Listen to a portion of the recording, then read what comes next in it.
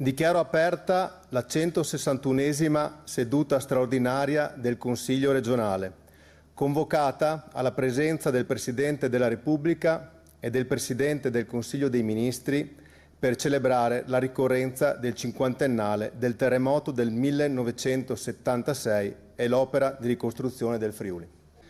Sono trascorsi 50 anni dal terremoto del 1976, dall'Orcolat.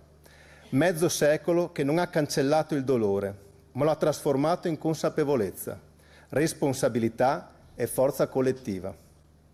È difficile, ancora oggi, separare il ricordo della tragedia da quello della straordinaria capacità di riscatto che il popolo friulano seppe dimostrare.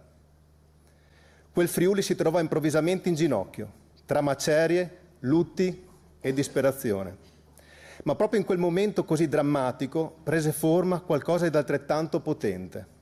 Una volontà condivisa di rinascita, una determinazione che seppe trasformare la distruzione in ricostruzione. E penso a maggior ragione alla Protezione Civile italiana, che proprio grazie a quell'esperienza si è strutturata fino a diventare un punto di riferimento imprescindibile nella gestione delle emergenze.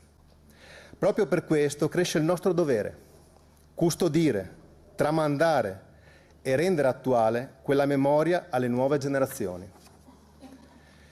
L'eco dell'Orcolat superò rapidamente i confini del Friuli e dell'Italia, dando vita a una straordinaria ondata di solidarietà che coinvolse l'intera comunità nazionale e internazionale.